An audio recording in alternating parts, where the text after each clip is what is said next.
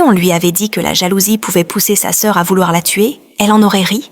Dans le village d'Umuara, niché entre des collines verdoyantes et des champs de manioc qui s'étendaient à perte de vue, vivait une jeune fille dont la simple présence suffisait à attirer les regards, même lorsqu'elle marchait la tête baissée, vêtue de tissus usés et reprisés 1000 fois. Elle s'appelait Nkiru. Nkiru était belle d'une beauté qui ne cherchait pas à se montrer, une beauté tranquille, presque gênée d'exister, comme si elle craignait de déranger le monde par l'éclat naturel que Dieu lui avait donné. Son visage était fin et lumineux. Ses yeux profonds semblaient préemporter en eux des histoires qu'elle ne racontait jamais. Et surtout, il y avait ses cheveux, longs, épais, noirs et naturels, descendant en cascade le long de son dos, suscitant l'admiration silencieuse des femmes et l'envie brûlante des jeunes filles du village. Les jeunes filles d'Umuara murmuraient souvent entre elles lorsqu'elle passait. Certaines l'enviaient ouvertement, d'autres faisaient semblant de ne pas la voir. Mais aucune ne pouvait nier l'évidence. Même dans la pauvreté, même couverte de poussière après une journée de corvée, Nkiru rayonnait. Ce qui rendait sa beauté encore plus frappante, c'était le contraste cruel entre ce qu'elle était et ce qu'elle portait. Ses vêtements étaient toujours trop grands ou trop courts, délavés par le temps, parfois déchirés aux coutures, et pourtant, rien ne parvenait à ternir l'harmonie naturelle de sa silhouette, ni la douceur de ses gestes. Là où d'autres avaient besoin de parures et de bijoux pour briller, Nkiru n'avait besoin que d'exister. Peu savaient que cette jeune fille avait connu très tôt la douleur.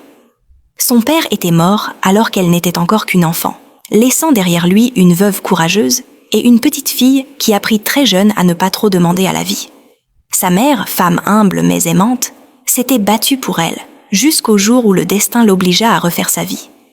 C'est ainsi que la mère de Nkiru épousa Okori, un riche agriculteur du village, connu pour ses vastes terres, ses greniers toujours pleins et sa réputation d'homme respecté.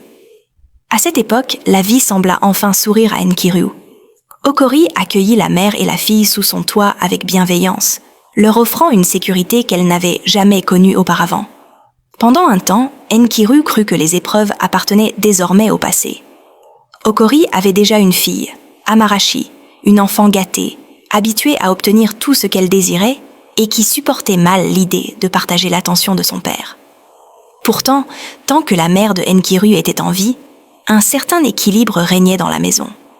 Les tensions existaient, certes, mais elles restaient contenues, étouffées par la présence rassurante d'une mère aimante. Nkiru, de son côté, ne se plaignait jamais.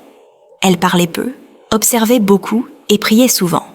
Elle avait appris à trouver la paix dans le silence, à remercier Dieu même pour les petites choses, et à cacher ses peines derrière un sourire discret.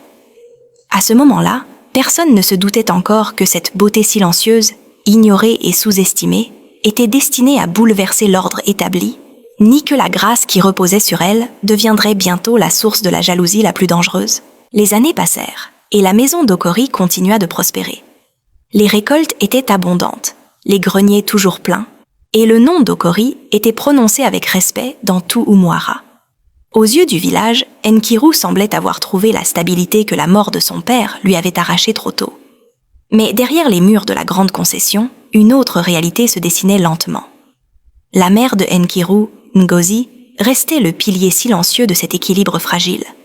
Elle veillait à ce que sa fille ne manque de rien d'essentiel, la protégeait des mots blessants d'Amarashi et rappelait souvent à Okori l'importance de traiter les deux filles avec justice. Sa présence apaisait les tensions, adoucissait les colères et empêchait la jalousie de prendre toute sa place.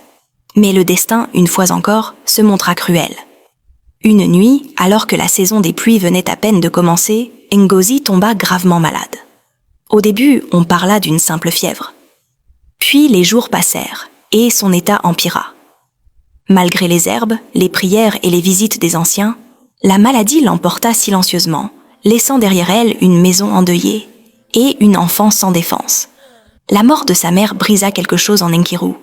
À l'enterrement, elle resta figée, les yeux secs, comme si toutes ses larmes s'étaient mises au perdu, quelque part à l'intérieur d'elle-même. Le village pleurait Ngozi, mais personne ne voyait la petite fille qui venait de perdre son dernier refuge. Après les rites funéraires, Okori changea. Ce ne fut pas brutal, ni immédiat. C'était un changement progressif, presque invisible au début.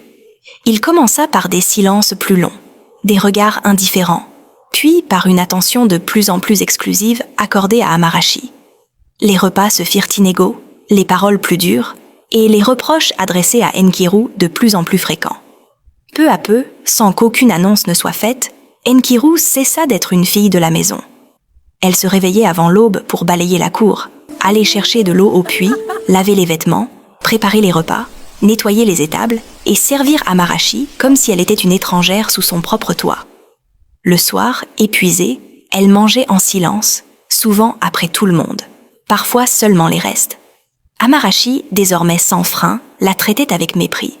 Elle se moquait de ses habits, de son silence, de sa douceur, et surtout de cette beauté que Nkiru n'avait jamais demandée. Chaque insulte était un coup invisible, chaque rire moqueur une blessure de plus. Okori, lui, fermait les yeux. Il justifiait tout par le travail, par la discipline, par la nécessité de former le caractère de Nkiru. Mais au fond, il avait cessé de la voir comme une enfant à protéger. Dans cette maison autrefois synonyme de sécurité, Nkiru apprit la solitude. Elle comprit que pleurer n'allégeait pas la douleur, que se plaindre n'apportait aucun secours. Alors elle se réfugia davantage dans le silence et la prière, parlant à Dieu comme à un père qu'elle avait perdu 2 fois. Sans le savoir, cette période de souffrance forgeait en elle une force invisible. Une force qui, plus tard, la soutiendrait lorsqu'on tenterait de la briser complètement.